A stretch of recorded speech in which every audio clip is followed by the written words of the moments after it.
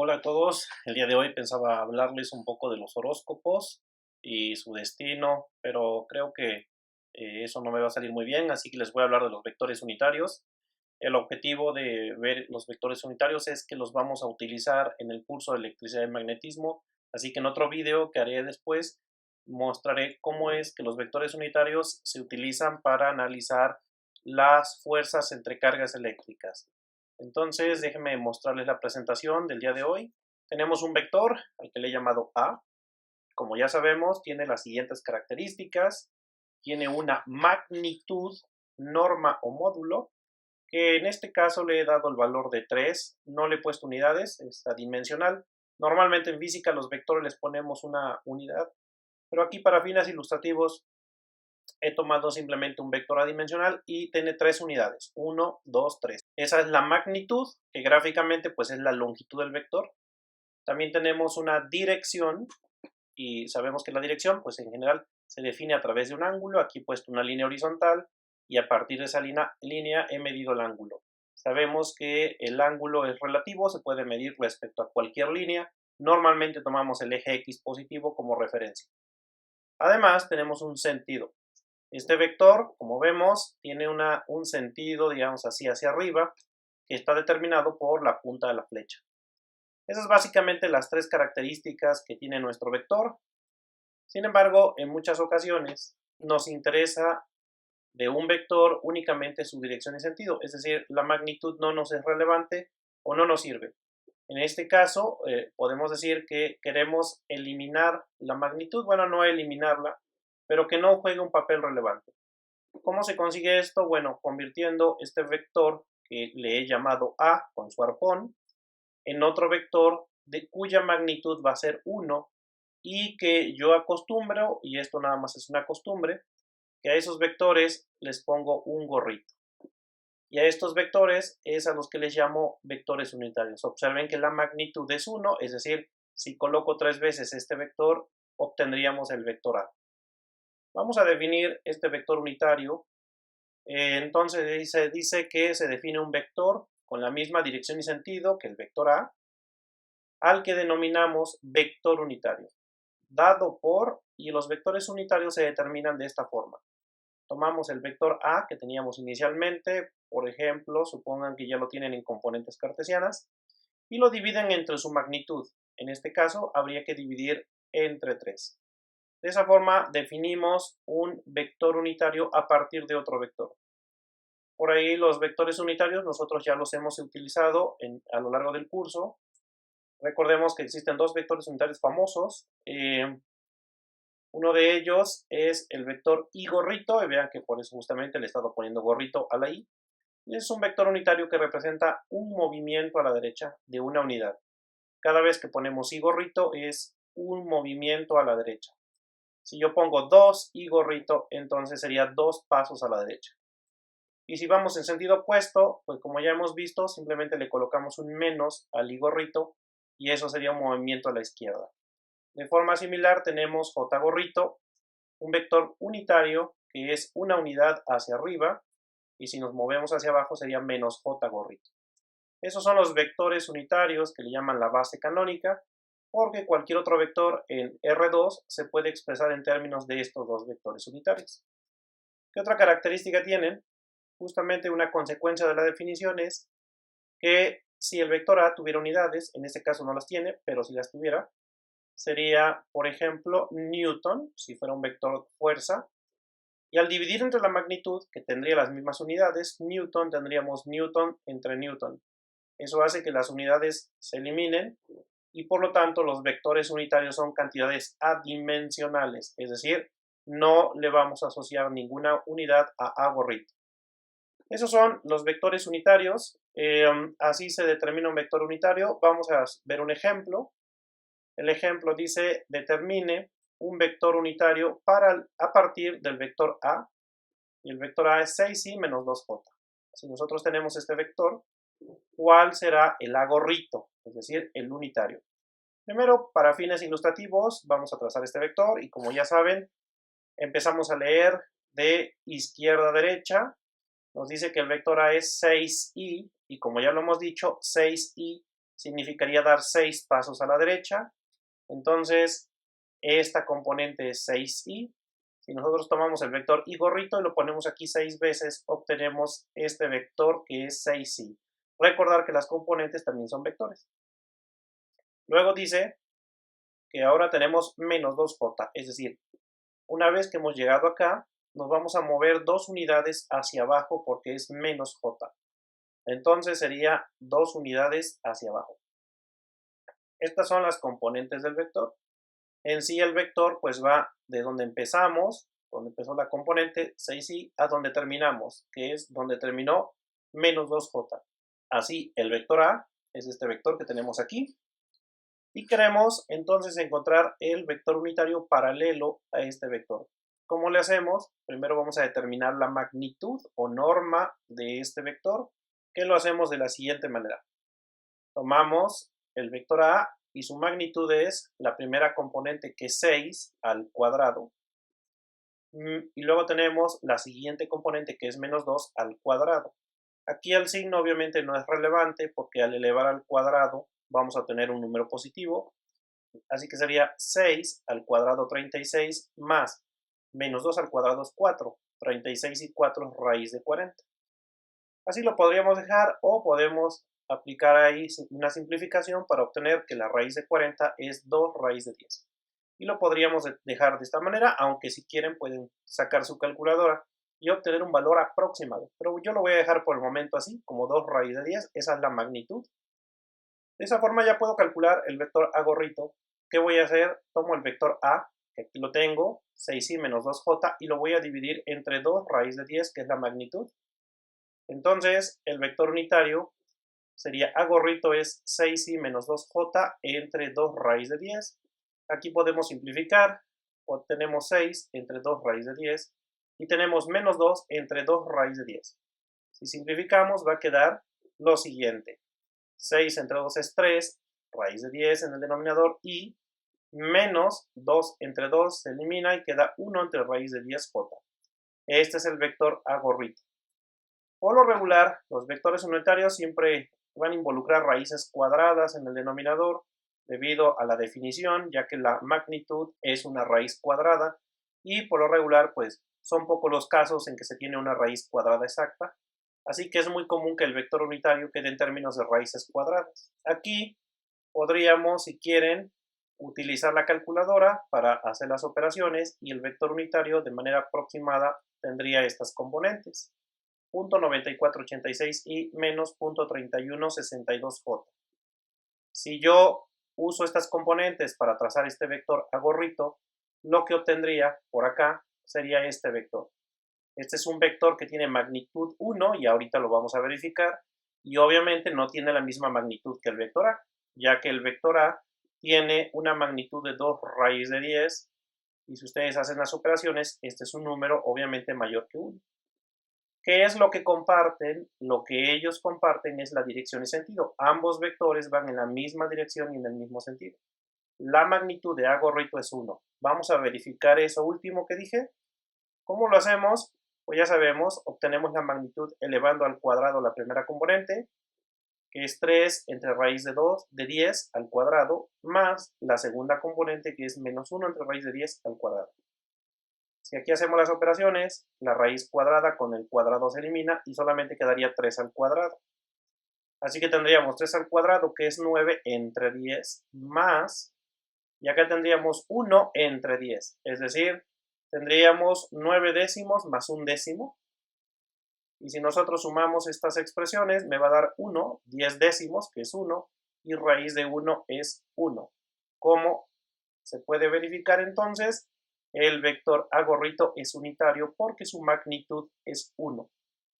Muy bien, vamos con un segundo ejemplo. Un ejemplo un poquito más complejo que dice lo siguiente. Dice ejemplo 2. Obtenga un vector de magnitud 5 newtons que sea paralelo al vector R, que es menos 120i menos 200j metros. Ok, aquí vamos a tener 3 vectores. Ahorita vamos a ver cuáles son. El primero es el que ellos me piden. Es un vector de 5 newton y es el único dato que me dan de ese vector, su magnitud. No me dan su dirección, no me dan su sentido, solamente sé que es una fuerza y que tiene una magnitud de 5 newton. Por otra parte, el vector R es este vector de menos 120i menos 200j en metros, es un vector de desplazamiento, y lo que me piden es que este primer vector sea paralelo a este segundo vector.